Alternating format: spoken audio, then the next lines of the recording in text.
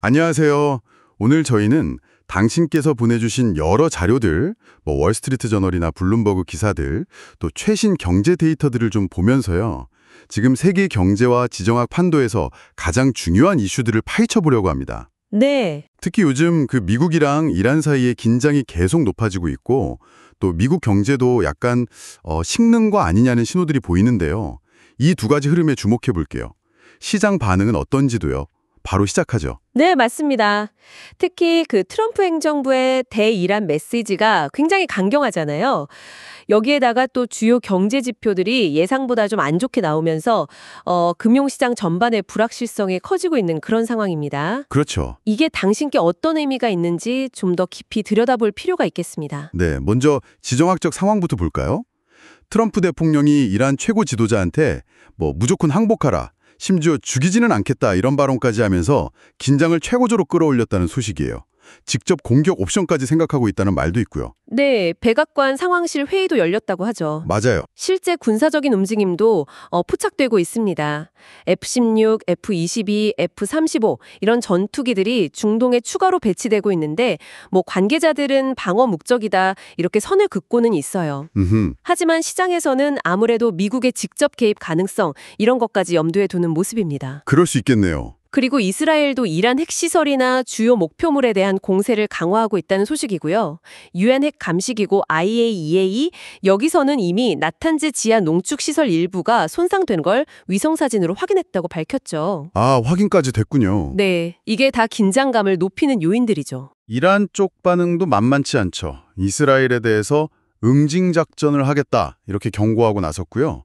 게다가 또 호르무즈 해협 근처에서 유조선 충돌 사고까지 겹치면서 이거 원유 수송에 문제 생기는 거 아니냐 이런 우려도 커지고 있어요. 네, 맞아요. 그 유가 반응 보면 바로 알 수 있죠. 국제 유가가 하루면에 4% 넘게 막 급등했잖아요.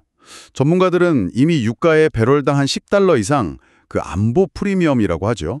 이게 붙어 있다고 분석하더라고요. 그렇죠. 공급 차질에 대한 우려가 이미 가격에 반영된 거죠. 이런 지정학적 불안 속에서 미국 경제 지표들도 좀 심상치 않아요.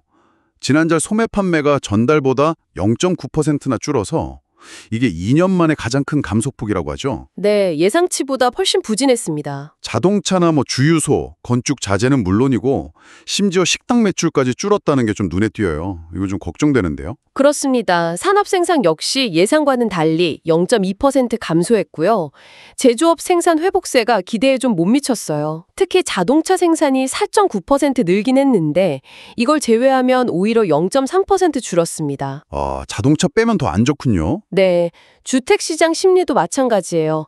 6월 주택시장 지수가 2년 반 만에 최저치로 떨어졌고 건설업체들은 재고 늘고 또 구매력 약화되는 걸 우려하고 있죠. 트럼프 관세 정책 영향도 있겠죠? 네, 그 영향도 분명히 있습니다. 건축 비용이 집 한 채당 $10,000 이상 늘 수 있다는 우려도 있고요. 다만 모든 지표가 다 나빴던 건 아니죠. 네, 맞아요. 그 변동성 큰 항목들 뺀 핵심 소매 판매는 0.4% 늘어서 예상을 웃돌긴 했습니다. 다행이네요. 그리고 비연료 비식품 수입 물가 상승률 이게 5월에는 전달과 비슷했지만 최근 2달간 상승률 자체는 2022년 이후 가장 가팔랐다는 분석도 있어요. 달러 약세의 영향일 수도 있다는 해석도 나오고요.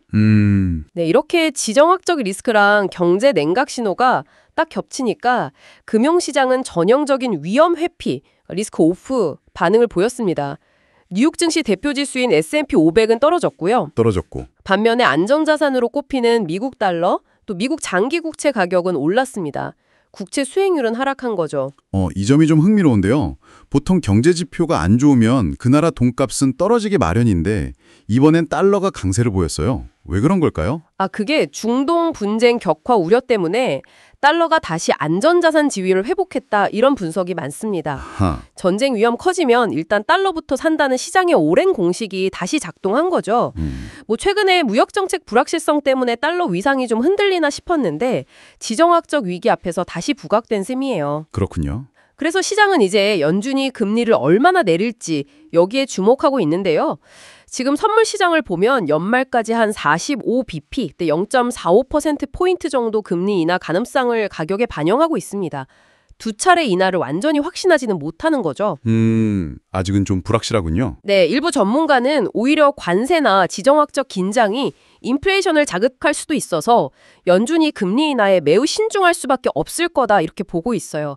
인플레이션이 여전히 좀 부담스러운 상황이니까요. 섣불리 노리긴 어렵겠네요. 그렇죠. 오늘 저희는 당신께서 주목하셔야 할 두 가지 큰 흐름, 그러니까 고조되는 중동의 군사적 긴장하고 또 뚜렷해지는 미국 경제의 둔화 조짐, 그리고 시장이 여기에 어떻게 반응하는지를 함께 짚어봤습니다.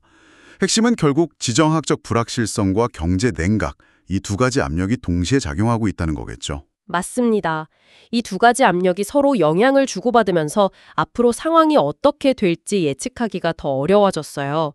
특히 이란과의 갈등이 더 심해져서 유가가 만약 더 오른다면 이미 나타나고 있는 미국 경제 둔화세를 더 부채질할 수 있다는 점이 가장 큰 걱정거리입니다. 네, 정말 우려되는 부분입니다. 마지막으로 당신께 이런 질문을 던져보고 싶네요.